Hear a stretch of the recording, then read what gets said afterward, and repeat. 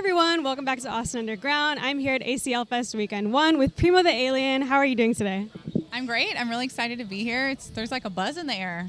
It's electric, right? Yeah, it's amazing. We just got here as well, as you did, as you were just telling me, and we've had a lot of fun so far. Hope you're having a lot of fun. I am. All the artists are around. All the press is buzzing. I hear the music in the background. I'm actually excited to go out and catch some shows. So. Yeah, for sure. We'll be catching some shows later, too. So to start off, I wanted to talk about your aesthetic. You are super cool. You have a super unique aesthetic. What is the biggest inspiration for your aesthetic? It's just, for me, I like things that are attention-grabbing and flashy, but also really comfortable and easy to wear and move in. My live show is so physically demanding and dynamic that I try to be able to move. So everything I wear is like ridiculous, but also super comfortable. Like I feel like I could get on a treadmill and be okay, sort of thing. Wow, that's actually really unexpected. I know nothing about fashion. Like I just pick stuff that I like. I don't like read Vogue or anything like that or study the trends. I'm just like, oh, that looks good and it's cute. All right, cool. That's really cool. That's super great. Stretchy materials. That's a comfort. That's great. So in a lot of your just what you're doing online, I hear you reference a lot of the year 1987. What significance does this year have to you? It was so long before I was born, for sure. As a 21-year-old girl.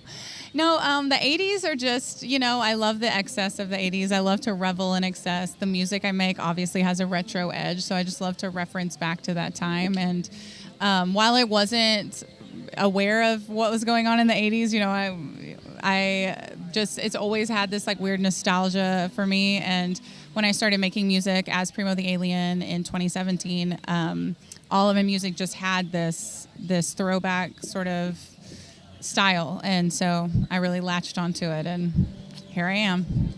Is that genre like the biggest influence when it comes to making your music, or is there anything else that's super influential to you?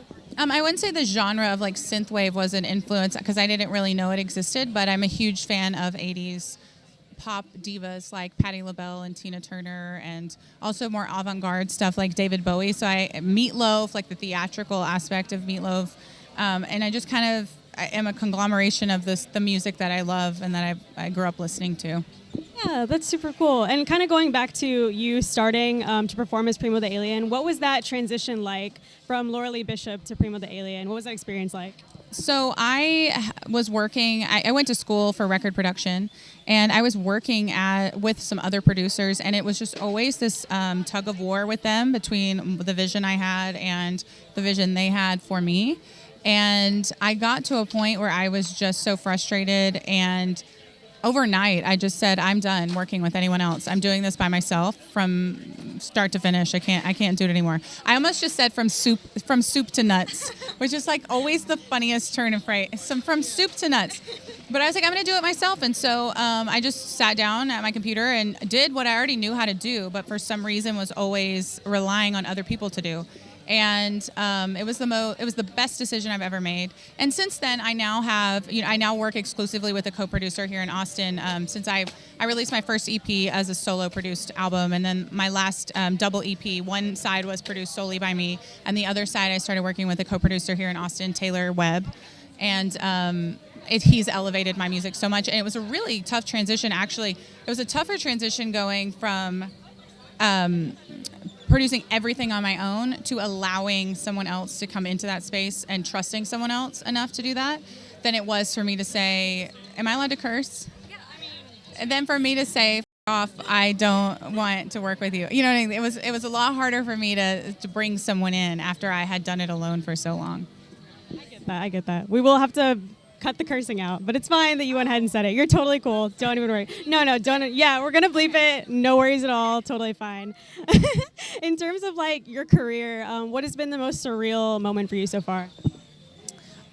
This is pretty surreal right now. I mean, this is a huge festival. This is one of the most respected festivals in the world, and some of the most talented artists are playing it.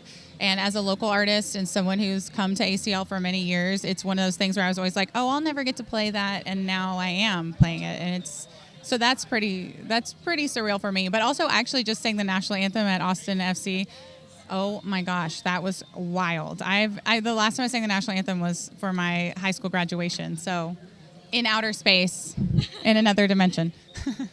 But yeah, like just hearing all the cheering and yelling and all those people, that was wild. I liked that. I could do for more of that. I liked the cheering. Yeah, I was actually going to ask you about that exact thing because I thought that was super cool that you performed there, but that's insane. I was terrified. It's acapella, obviously, and a big part of what I do as an artist is, I mean, the music is huge, the performance is huge, but winning people over with like humor and fun and stuff is also, I don't know, as much of a crutch for me as just like something I fall back on. So it makes me more comfortable to be able to try to win people over with my jokes before I even open my mouth to sing, maybe. And it was just one of those things where I had to walk up, take the mic, sing, and walk away. And so I was more nervous about that sterile aspect of it than I was even the singing part. But then, oh my God, there's no monitor and you sing and you're like, oh, say, and you hear like, oh, say, oh, say. It's like echoing all around you. And it was crazy. But as soon as I started hitting the high notes and people started really cheering, then I was like exhilarated. I was so into it. And I was feeling like a famous little national anthem singing diva. So that is such an exciting experience. That's super cool that you got to do that. But as like an Austin-based artist, what has been your just overall experience in the Austin music scene so far?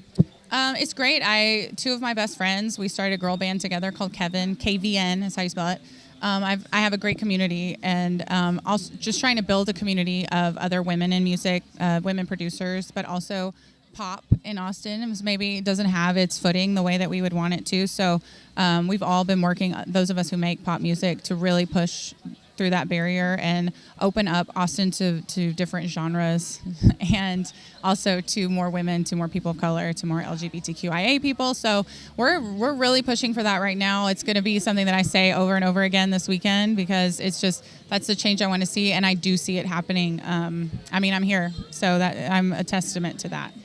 Yeah, for sure. I agree. Those are really important things that need to be changed in the industry. Is there anything else that you feel like Austin should change about its music scene, or where do you kind of think the music scene will eventually evolve to? I mean, obviously, we want to make sure artists are paid fairly, and also just that fans value music and understand that it's not just something that grows on a tree. It's something that you need to invest your money in the same way that when you buy your clothes or when you go to the doctor or whatever. It's a service we're providing. It's something that is a part of your everyday life. It's in the background when you're driving to work. It's in every movie or TV show you watch. It's all around us right now. It's not just something to be thrown away or something you just grab. It's something that should be cherished and supported and nurtured. So I think fans really need to step up and take an interest in their local artists the same way they take an interest in artists who are already established. Harry Styles is selling out 5 nights in a row at a huge stadium. So we need to think about how we can start selling out our local artists and supporting our local artists in the same way. Completely agree, and that kind of transitions well into my next question. Is there any like favorite local artists that you've been listening to recently? Well, I definitely want to rep Kevin, KVN, my girl band. I'm a big fan of Darkbird and Urban Heat. We are, there's pretty much, the scene is so enmeshed in each other's stuff. Mobley is a friend of mine and an amazing artist here who does something similar to what I do in that he kind of writes, produces, and performs his music electronically and all that kind of stuff. So big fan of Mobley. There's a lot of people in town who are amazing. I just think it takes a quick Google search and people can, there's so much right there and so much in this city.